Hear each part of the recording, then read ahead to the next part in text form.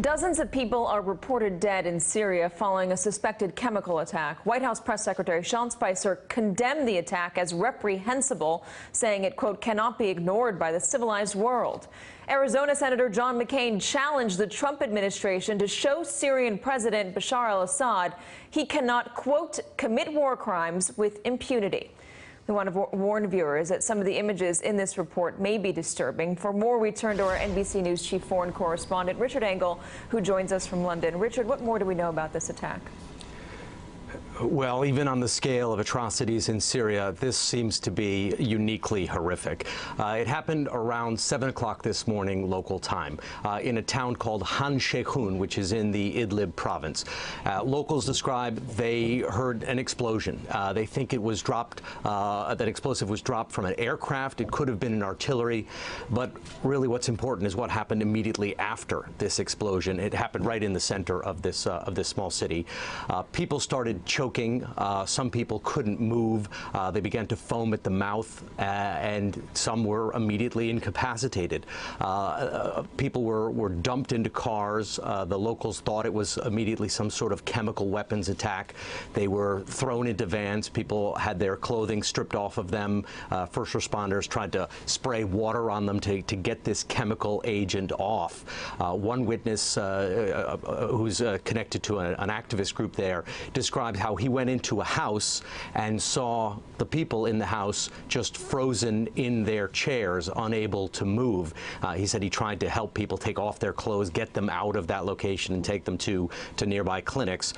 Then, as some of the wounded were brought to a clinic a couple of miles away, that clinic itself was hit by an explosion. Russia says it didn't have any combat aircraft in the area at the time. The Syrian government, the Syrian army, I should say, has just come out with a statement saying that it was not responsible in any way for releasing a toxic agent in this town. But activists say that this was a chemical weapon attack. They say it was not chlorine gas.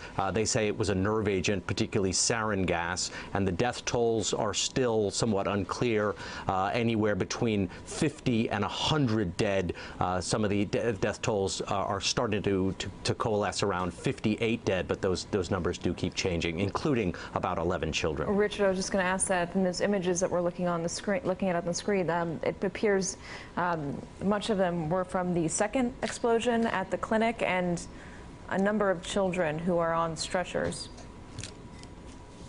There were quite a few children. Most of the dead appear to have been killed in the first attack, the attack that released this chemical agent into the air, this alleged chemical agent, which local medical officials and activists are saying is a nerve agent, sarin gas, and they're saying that because the victims were showing massive respiratory problems. They had pinprick pupils. Some were foaming at the mouth. They were sweating profusely.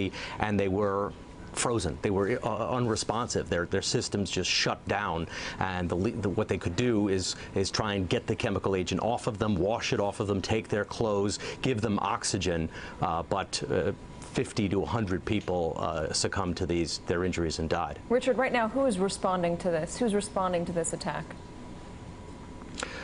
The first responders in the area are poorly equipped. Doctors complain they don't have supplies. Idlib province is still in rebel hands. It is an area that has been attacked repeatedly by the government of Bashar al-Assad, also by Russia, which backs the government of Bashar al-Assad. But there are no international relief efforts, no international aid that can get to this area. So it is really up to the people there to do the best they can. This is after the war has been going on since 2011. According to the latest UN estimate, about 400,000 people have been killed in Syria. So you can imagine that they barely have any supplies left. Well, Richard, Secretary of State Rex Tillerson was asked about this by reporters a few minutes ago, and he had no comment. He just kept, I think, walking away. The Trump White House is blaming this attack and what's going on in Syria on the Obama White House, saying that they were weak and criticizing Obama for his red line comments. What can this White House do now further than just criticizing the last White House? So you have to look at the history of chemical weapons attacks in Syria. The last horrific attack was in 2013 when upwards of 1,000 people were killed in a Damascus suburb called Ghouta. At the time, it looked like the United States was going to go to war against Syria. President Obama had drawn that famous red line and said if chemical weapons were ever used, it would be a red line for the United States. Instead, there was a deal brokered with Russia saying it would help to dismantle Syria's chemical weapons program, and the American talk of war faded away. Now we see yet again, according to local activists, another sarin gas attack, not on the same scale, but with dozens at least killed. And so you see this White House blaming the previous administration for not having acted strongly enough, but no indication that the Trump administration is going to do anything differently. NBC's Richard Engel with still more heartbreaking images out of Syria. Thank you for your time.